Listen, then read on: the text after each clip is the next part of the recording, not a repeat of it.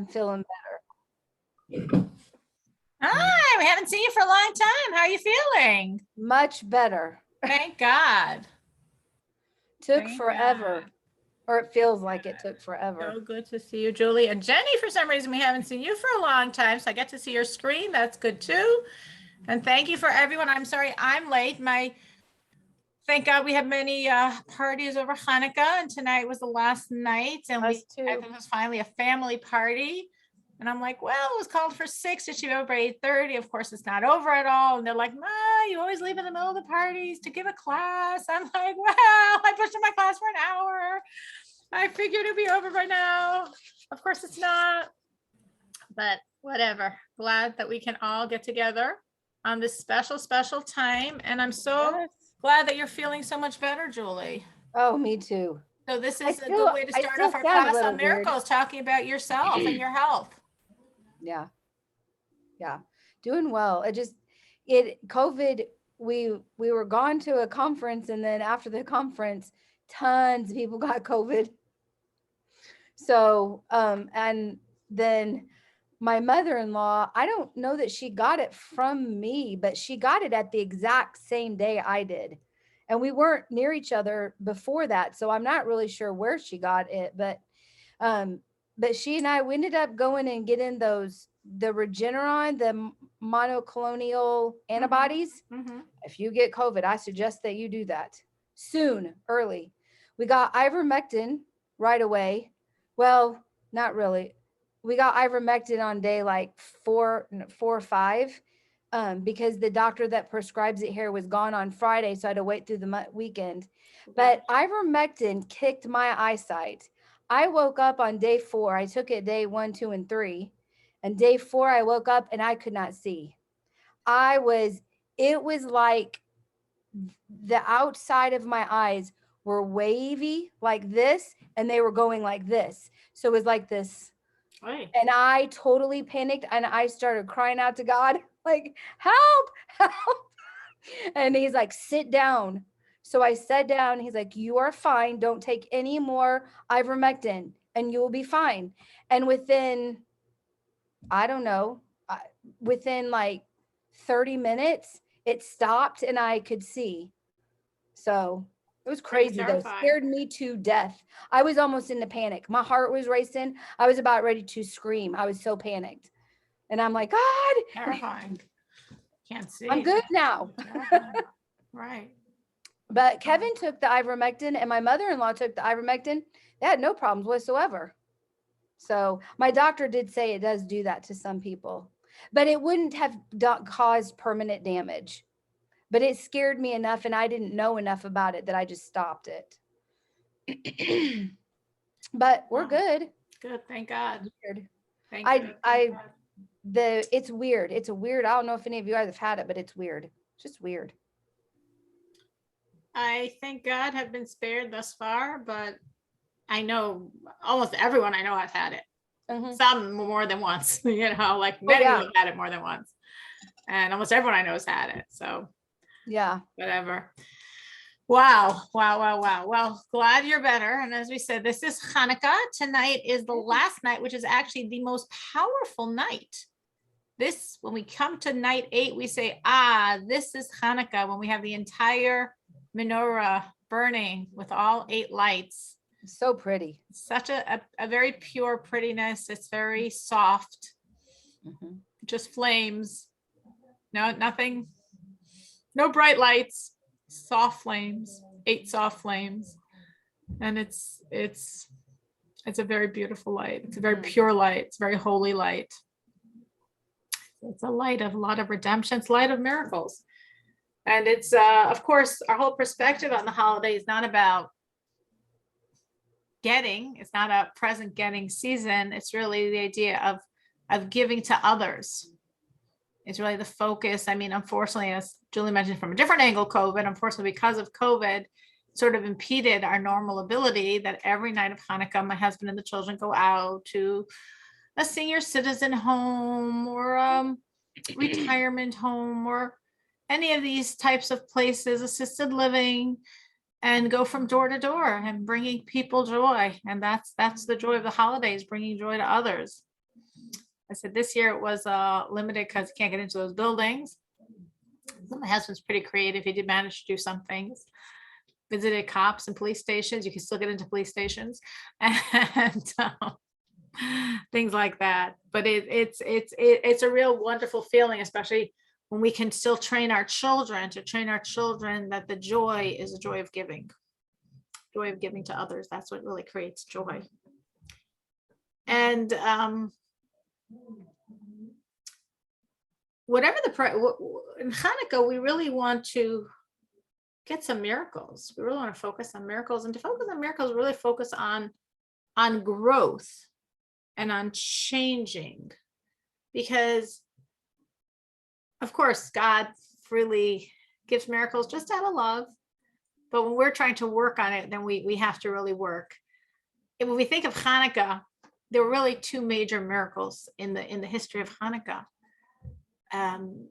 The mandatory, necessary, most significant miracle was the miracle of the wars, which lasted for 20 years. The miracle with the menorah and the light, the oil that burned for 8 days, was 3 years into it when they redeemed the temple, but they still fought for another 17 years. So there was 20 years of fighting and 20 years of miracles, because they were so massively, massively, massively outnumbered every single time, with numbers that make no sense by any stretch of imagination. Maybe we had 3,000 and they had 60,000, numbers along those lines. And yet somehow each time for 20 years, one way or another, we win, or we were not defeated again and again and again. And as I'm saying, those were mandatory miracles because we needed them to survive spiritually. The whole idea of the war wasn't for political freedom. The Jews have not been independent for many years already. That wasn't what they were fighting for. They were fighting for the ability to serve God. That was what was being threatened. So for those 20 years, when there was miracle after miracle after miracle with crazy numbers, and each time somehow we winning, and winning not in any normal strategical fashion, to the degree that every time they went to war, the soldiers were fasting. They fasted because they knew this was all about God. I mean, soldiers shouldn't be fasting ever. Soldiers need to be strong, and they fasted because it wasn't about physical strength at all. It's about God. So they just did everything they could to make themselves as pure as possible, that God's energy should flow through them, and the unthinkable should happen one more time, as it did for 20 years. Those were mandatory miracles. But then God also made just an extra miracle, a totally non-mandatory miracle. The miracle of them finding the oil when the Syrian Greeks had defiled them all, even sealed with the seal of the high priest, and the high priest never sealed any of the seals of oil. And that oil burning for 8 days. Unnecessary. God didn't have to do that. They could have waited. I mean, the temple had to be used properly for 3 years. On the 25th of Kislev, 3 years before it was captured and defiled. Now, 3 years later, it's freed. So for 3 years, the menorah hasn't burned properly. Could wait another week. There was no need for that miracle. It was just God saying, I love you so much. I want to show you my love. And that's the same in our life. Sometimes in our life, we have mandatory miracles we really, really, really need. And God comes through for us in such miraculous ways. And sometimes they're just freebies. They're not necessary, so to speak. It's just God giving us again that warm hug. God taking the opportunity to show us how much he loves us. So a lot of the miracles in our life we're never going to be creating. They're all going to be from above, just straight from above. But we can also try to work in our way on creating our miracles. And working on ourselves is also a miracle. Changing ourselves is also a miracle. Self-growth is a miracle. So it's really good in the times of Chanukah and the times of miracles, thinking about our own growth, to really find a goal, find something you want to change in yourself. We might all have long lists, but pick one thing. And really every morning and every night, realign yourself with your goal. Remember your goal as you start your day. Try to live your day remembering your goal. And at night before you go to sleep, remind yourself and ask yourself, did I live today in alignment with my goal? Because if we really keep those two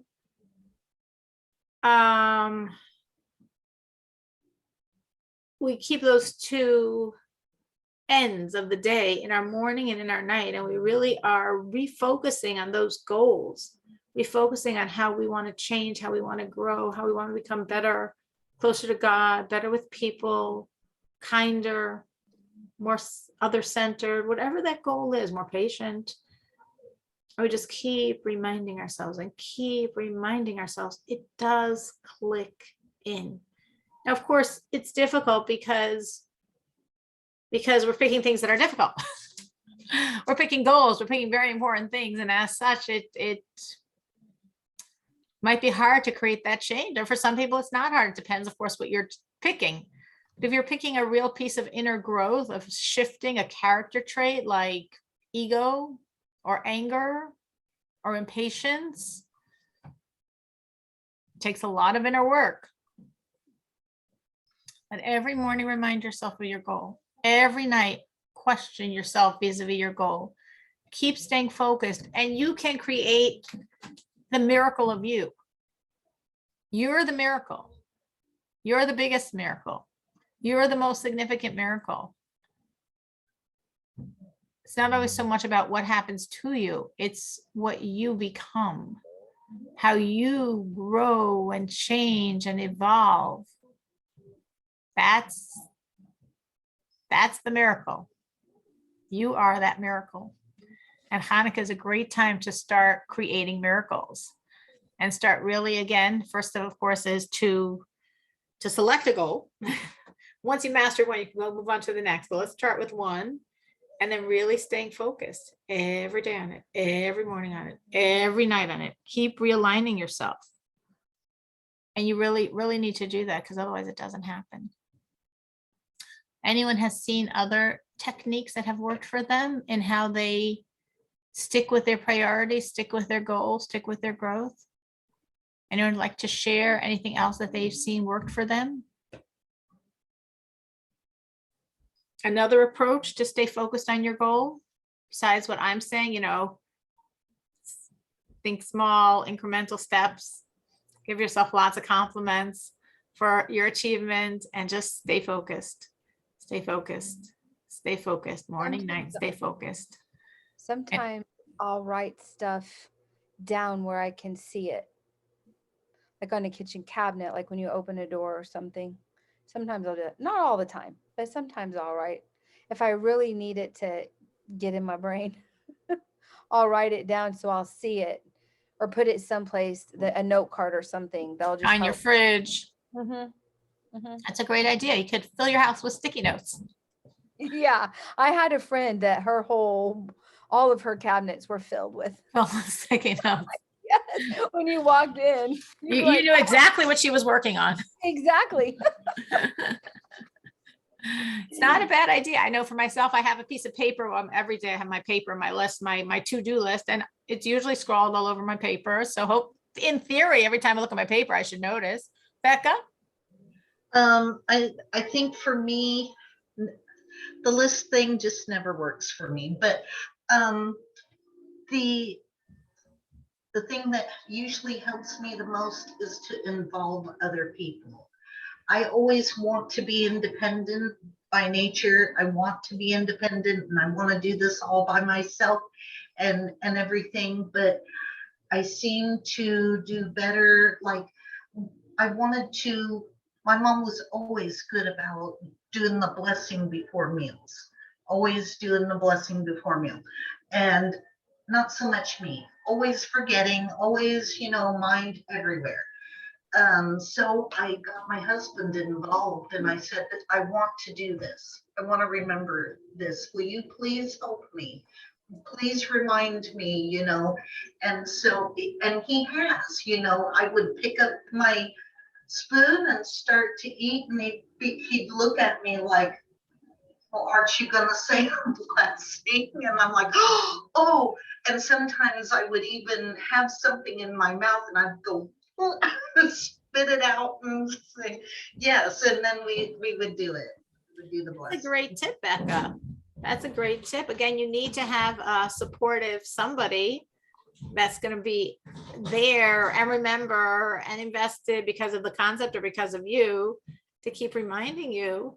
It's also now what you're saying, what I thought you were going to say, which you didn't. You're saying more you're using your husband as a memory board, but I'm thinking something else, just springboard off your idea. I never did this, but springboard off what you were saying is getting someone else to work with you.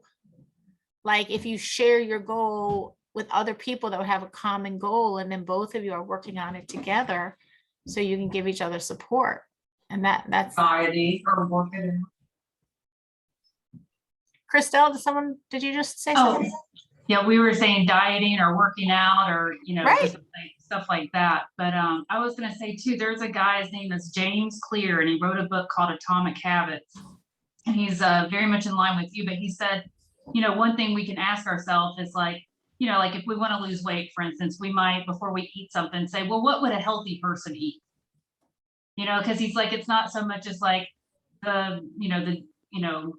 like, do I choose this cake over this, salad in this instant? But it's like, if my goal is to be healthy, then my goal is to be a healthy person. So then what would a healthy person choose? And I like that because it's like, oh, what would a good parent choose? Or what would a good, what would a good person choose? Or, and then it's like, oh, okay, well, I'll just do that. That's a very nice idea. What would a good parent do at this moment? Not me, but what would a good parent do at this moment? Oh, Yeah. That's what I'm going to do. Hey, guess what? Exactly. That good parent is me. Yes. What would a good person do? Oh, I know exactly right. That good person is me. Yeah. That's a beautiful idea.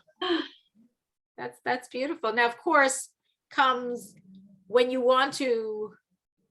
tense and stressed and annoyed and frustrated. You don't want to say what a good parent would do. You know what you're doing isn't right, but whatever. Yeah. So you have to really give yourself credit for asking that question. I think once you ask the question, you're in a very successful space. Breathe deeply as you ask yourself that question. What would a good parent do? Deep breathe. And then you get that answer, and then you're moving there because you're that good parent. Yeah. The goal is to take the pause. Yeah. Absolutely. I think that's a great line. I think that's a great tip. So beyond the two poles of the day, and again, sometimes like picking a goal, but then thinking of little incremental steps to get to that goal. Because sometimes we think of a big goal, it's like a little hard, but and celebrating our progress, celebrating the success we're having. And then, asking ourselves that question, what would me, the good parent, me, the healthy eater, me, the good person, what would I do? I know exactly what I would do if I stopped and thought. So let me stop and think. Very, very beautiful technique, very beautiful line. Did anyone ever try something and then it didn't work? One of these ideas, and they say it didn't work? Like Becca said that she tries lists and reminding herself, and that doesn't work.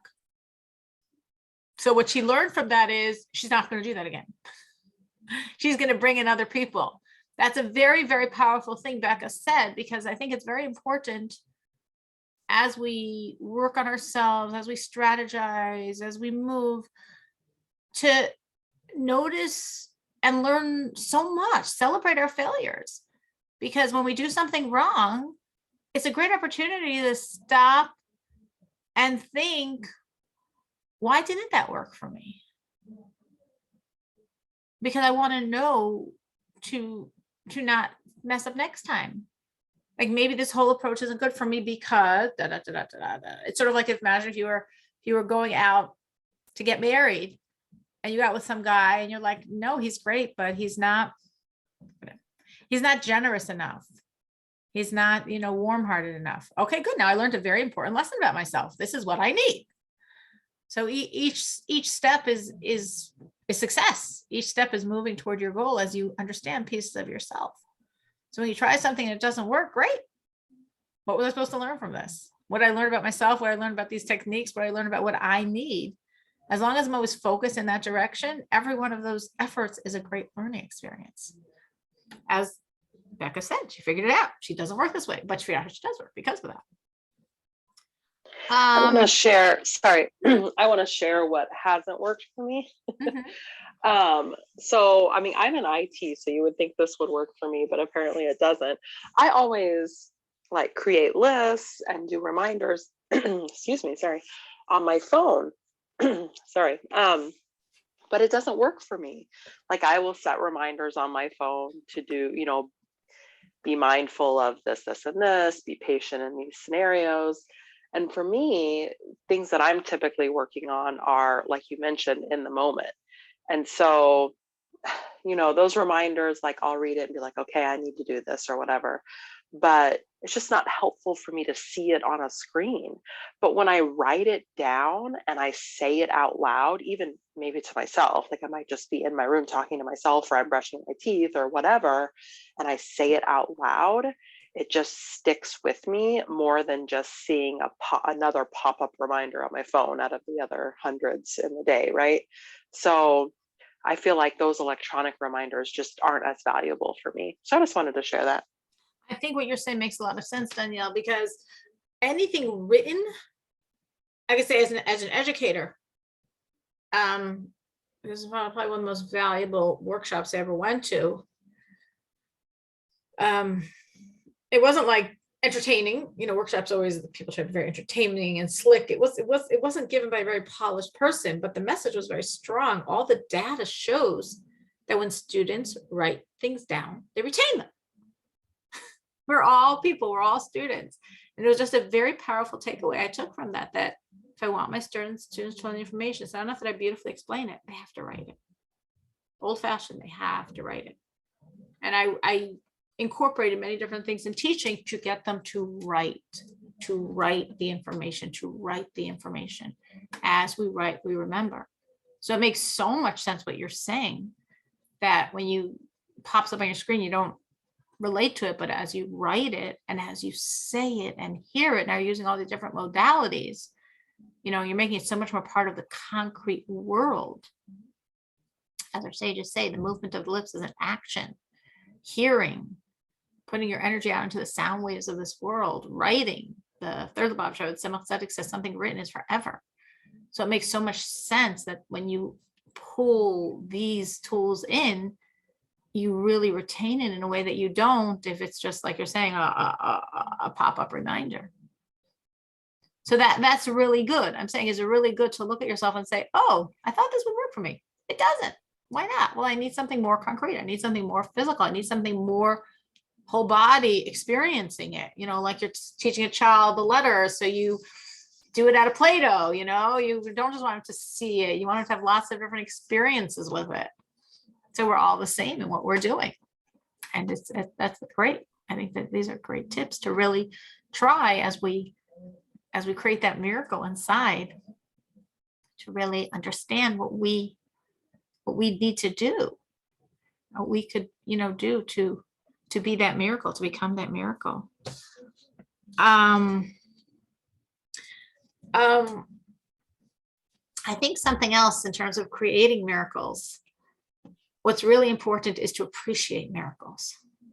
Like I thought it was so nice that after Danielle put up the theme of the talk, a few hours later, she goes and shares a miracle she had. And that was so heartwarming that she right away. Thank you. It made me feel so good reading it. I'm very thankful for the miracle, and I wanted to share it. I thought of you guys almost instantly, and I was like, I just couldn't believe that was your topic. And it was during Hanukkah. And that's yes, right. I was like, oh, wow, I have to share this. I cannot forget. I have to share it right now. That's right.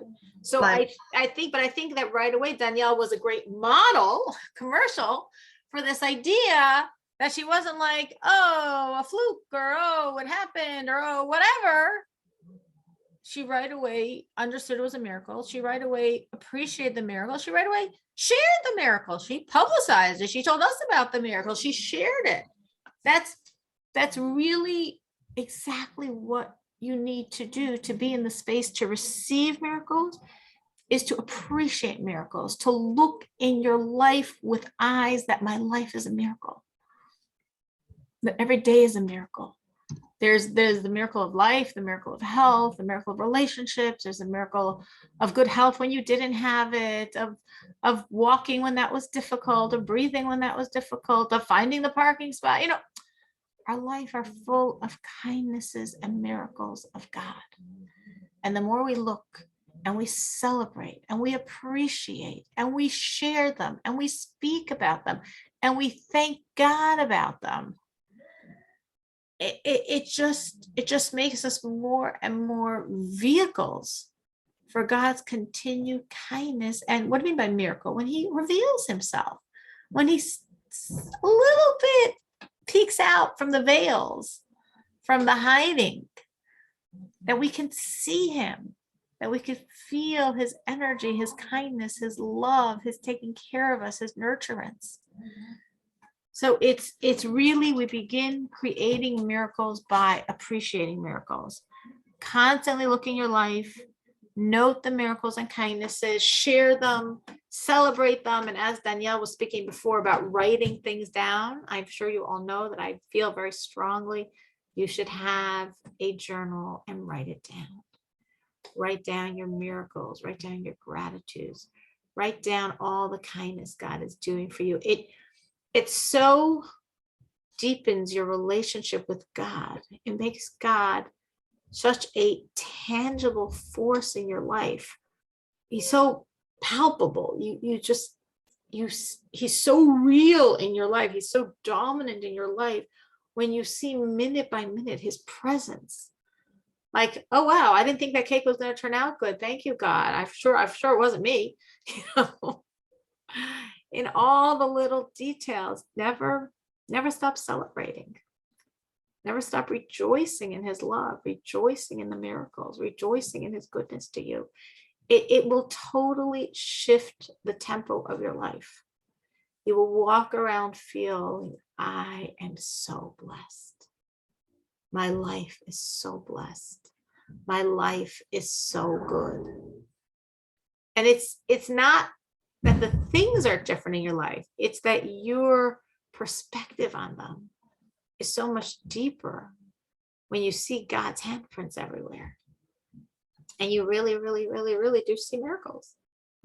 And the more you see the miracles, the more the miracles happen. And the more you see those miracles, the more other miracles happen. Because your very appreciation and recognition of the miracles is a tremendous catalyst to draw down more and more and more and more. Something else I like to do occasionally, takes me a while, but something I like to do besides this, which I do every single day, something else that I like to do is to look at all my current challenges, my wish list for God, and go through each one and see in each challenge currently at this moment, not thanking God for the miracles that are going to happen, which is also a good idea, but at this moment, seeing the blessings and kindnesses of God within each package. It's a very reassuring exercise. It's a very centering exercise. So I'll take challenge number 1 from my list and I'll look at it and I'll thank God for the kindness I see within this challenge.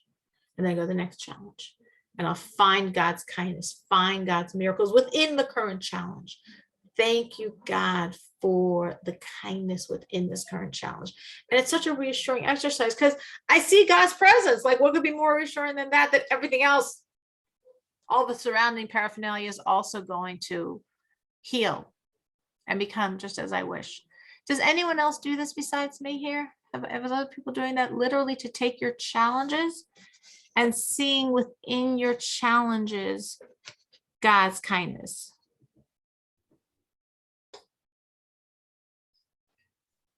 I see that he's teaching me things, so that would be a kindness.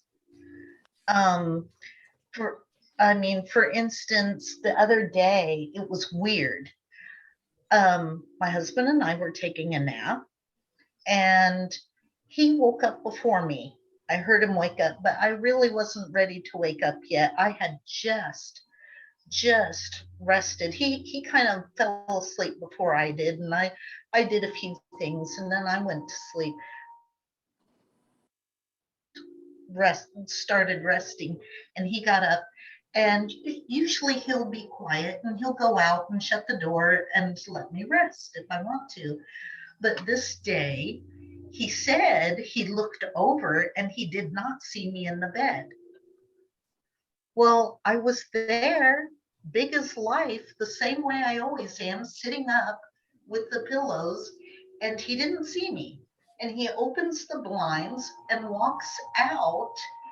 He thought I was already awake, I guess, but there I was sitting right there, and he did not see me. He walked right by me. Somehow, God, I don't know, blinded him to my presence. And so I thought, well, the bright light, now I can't rest. I can't, so I'm going to get up. And I wasn't happy. I wasn't happy at first. I thought, why would he do that? He never does that, you know? And so then I thought about it for a little bit, and I'm like, God wanted me awake for some reason. Maybe if I had kept sleeping, I would have slept for good permanently. Or maybe something needed my attention. So I'm starting to see things that way. I'm starting to see the lessons that he's trying to show me something. He's trying to communicate or teach me or whatever. Absolutely. So, And I think that's a great, I mean, I always think that when I can't sleep, I'm like, okay, I think I need to be sleeping right now, but God wants me to be awake. So, so get out of bed. God wants you to be awake. Yes, that's definitely a much healthier, happier, more centered perspective than being like, oh, just mad and frustrated at the other person, or just even just frustrated, not even at the other person upset, but just frustrated. Like, you know, you're exhausted and you need to sleep and you can go to sleep, but you can't go to sleep. Much, much healthier to say, okay, God, I'm giving it over to you. You're in my life. Everything is good. This is good. You want me up? No problem. I work for you. I'll be up. I have a comment a little bit. My challenges, I'm really working on trying to guard my eyes, my tongue, and my hearing. And so every morning I pray for that. And I catch myself now. I pray in the morning first thing for it. I can catch myself when I start to maybe gossip or listen to something that it's not bad, but I really don't want to be listening to because somebody else is talking. And so I have found that by praying really sincere, deeply in the morning, that I don't do those things, that I'm able to catch myself pretty quick. When I start to gossip, I'll stop. I just instantly stop. And it's Hashem helping me because I have put my trust in the morning first thing, that I need to guard those things, my eyes and my ears and my mouth. And I'm not perfect and I still slip, but I'm getting better. That's beautiful. I'm not perfect. I still slip, but I'm getting better. Yep. That's what we asked for. We just put one foot in front of the other and say, today should be a bit better than yesterday, and tomorrow will be a better than that. And that's forward movement. That's growth. And it's so good that you exactly know what you're working on, and you're reminding yourself in the morning by praying for it, and you're keeping yourself in alignment with that, and you're seeing the shift. And as soon as I start to do it, I pray. You know, close my mouth, God, close my mouth. And I take over for me. Well, and I think, don't say it. Just keep your mouth shut. Listen, don't talk, just listen. And that I'm gaining, but boy, is it hard, because I want to be in the middle of it and start the fight, but I just keep my mouth shut. Me and you both, sister. That's amazing. Listen, how many people struggle with that their entire life and never overcome that? So that's amazing that you're battling it. You're not going to say, well, I'm just human and that's human. You're going to say, no, God wants better than that. Yeah. God doesn't want me to That's what just he accept wants. being human. Yeah, no, he doesn't. Because that's a cop out. You know, that's a very easy thing to say, well, I'm just a human. God made me a human. No, he wants more than that. He might made us human, but we're also spirit, and he wants more. He wants us to gain and be perfect in his eyes. I mean, not that we ever can, but at least we can give it a good try. We walk in that direction. And as long as today is better than yesterday, which Yeah. was better than the day before, which was better than the day before, that's all really, I think, that God's looking at. It's always a question of movement. As long as we're going up on our ladder, coming closer and closer to him, if you give us infinity, we'll get there, God, you know.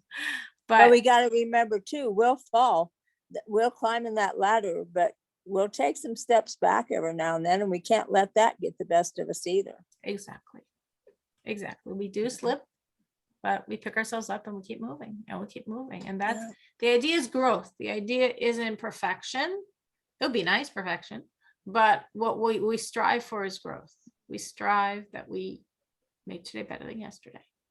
Be a better person, be a kinder person, be a more patient person. As you're saying, be a more attuned to what I'm saying, what I'm hearing, what I'm seeing person.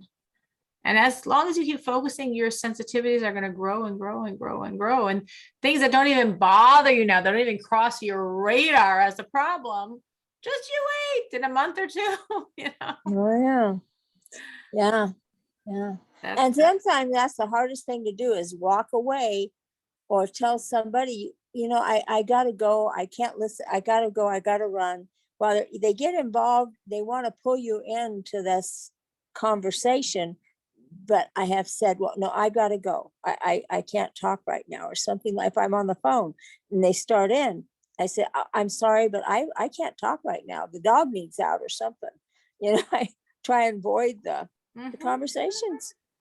Perfect. That's a great strategy. You're not going into your moral crusade. What you're saying is wrong and don't say it. You're just obviating the situation.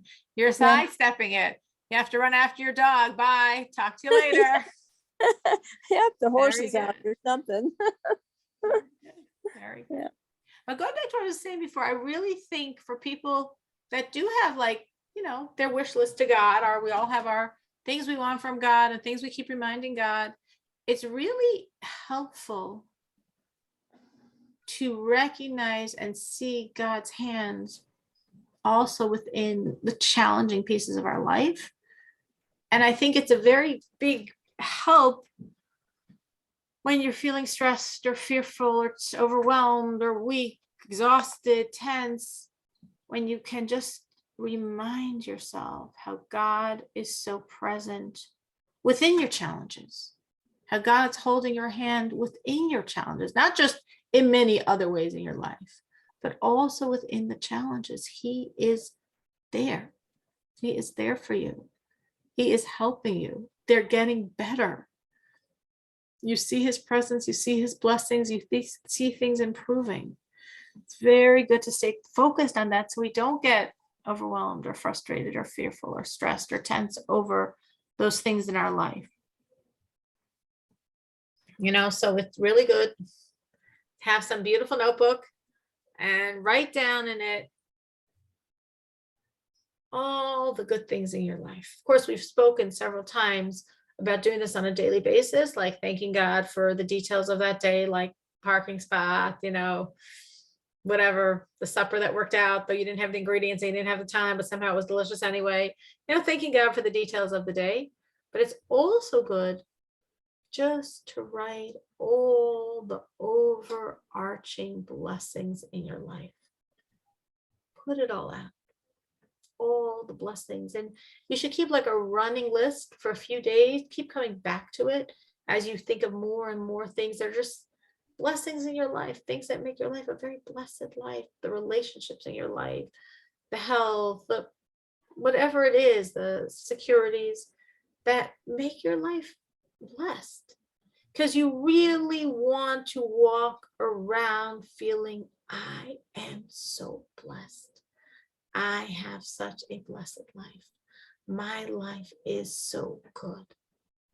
And the more tangible you make it, as Danielle said, writing it down is a great way to make something tangible. The more it penetrates inward and you really, really get it. You really, honestly, truly, doesn't matter what anybody else in the world feels. You feel you have a great life. And that's like this, that's what you need. You need to feel it with every fiber of your being for it to be real to you. There's a story, founder of the Chabad Hasidic movement, we refer to as the Alter Rebbe, the Adi, that when he went to study by the Hasidic movement, became his teacher and mentor, the Maggid of Mezrich, his Rebbe. He was there for a long time, almost a year. And when he came back, his father-in-law was very unhappy because his father-in-law didn't believe in this new mode of serving God. And his father-in-law said to him, like, what did you go there for? What did you gain? And he knew his son-in-law was brilliant, a rabbi, totally well-versed and fluent in everything. Like, what did he go there for? What did he need to go? So his son-in-law, who is going to become the founder of the Chabad Hasidic movement, he says to him, well, now I know there's a God. He says, what? You spent months by these people to know there's a God? Like this tremendous embarrassment to me, to my honor, my dignity, that you went there and for months and months and months to know there's a God? And he called some little like maid that scrubs the pots or something. And he says to her, do you know there's a God? She looks at him like he's crazy. He's like, of course there's a God. So he sends her back to the pots and he turns to his son-in-law and he says, so what'd you go for? And his son-in-law said, she says, I know. What does that mean? I know. I have absolute knowledge means an intimate connection, absolute connectivity. It's embedded in every fiber of me. She says it, but I feel it through and through and through God's presence. That's what I gained. So it's the same thing for all these things in our life. When we want to know we have a blessed life, it's not enough to say, I have a blessed life. Thank God. I mean, a lot of people have much harder than me. I have a blessed life. No, we have to take the time and write down the blessings, the blessings, the blessings, the blessings, the blessings. We have to be flooded with all the blessings in our life. So it's not like we're just saying it. We know we have a blessed life. And again, I think this is the straightest road to drawing down more and more of God's kindnesses, of God's miracles in your life, is knowing, feeling absolutely how much God has already given you. Don't worry that, well, if I remind him how much he's given me, why would he give me more? His credit card is limitless. So is his checkbook. No fears. Just the more you're absolutely feeling how blessed your life is, how good God is to you, how he's in every aspect of your life, and he's so overwhelmingly good, how overwhelmingly good your life is, that's the magnet to draw God's kindnesses more and more and more in your life. So we're talking about creating miracles. We basically said two things tonight. And we said a lot of things, but to summarize, so you know what you're putting in your pocket as you walk away or turn off your computer, we spoke about you being the miracle and you making yourself that miracle by creating miracles of your own growth, miracles of your own changes, miracles of your own closeness to God. And then people shared lots of helpful techniques on how they stay focused and change. And I wrote some down myself. They're all very good, very practical. And then the second part, we were saying the second way to receive God's miracles versus to create God's miracles. We spoke about one, of course, there's more than one tip, but I focused on one idea, which is really gratitude for what you already have. And such an awareness of God's goodness in every aspect of your life. An awareness of God's goodness in all the challenges of your life. a very strong, absolute conviction how good your life truly is. These mindsets, way of looking at the world this way, one is going to give you a much happier life, a much more peaceful life, a much more content life. Throw dissatisfaction out the window. And also, it's the catalyst for the miracles, because the more we say to God, thank you, I appreciate it. He's like, really? You like it so much? I could do more. Right? I human nature, right? I whatever, sent my mother-in-law challahs for Shabbos, and she told me how much she liked them. Well, of course, I'm planning on sending her next week, right? That's just how we are. Well, guess why we're that way? God says you like it. You're thanking me. You're appreciating it. You're acknowledging it as good, and you really like this good. I'm happy to do more. So our headspace so significantly really creates our environment. And again, this is a very special night of Hanukkah, because this is the final night.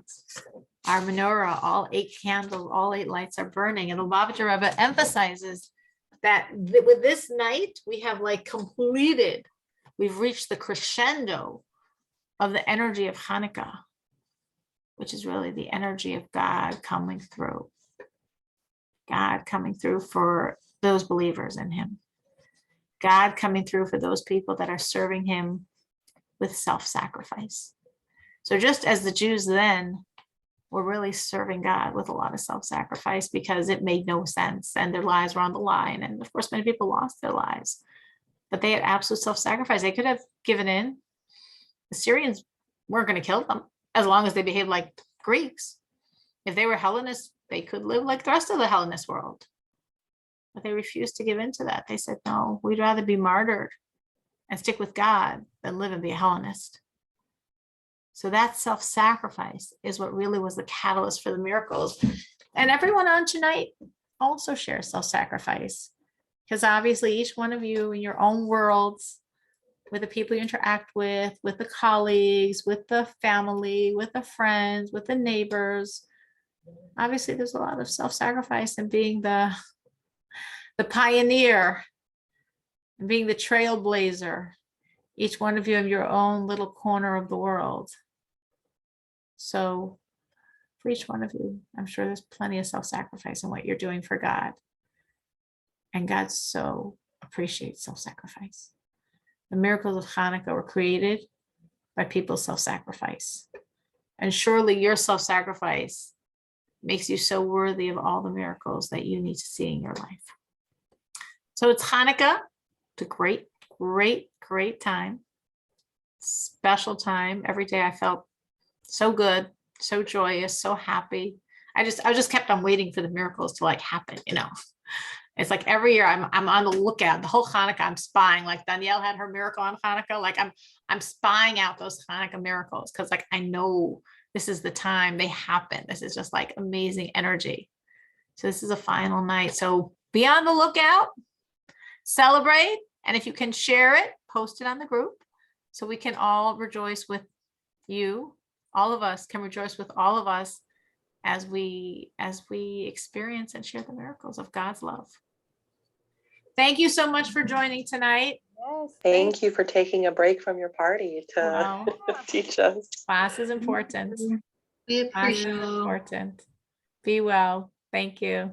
Shavua Tov. Thank you. Shavua Thank Tov. you.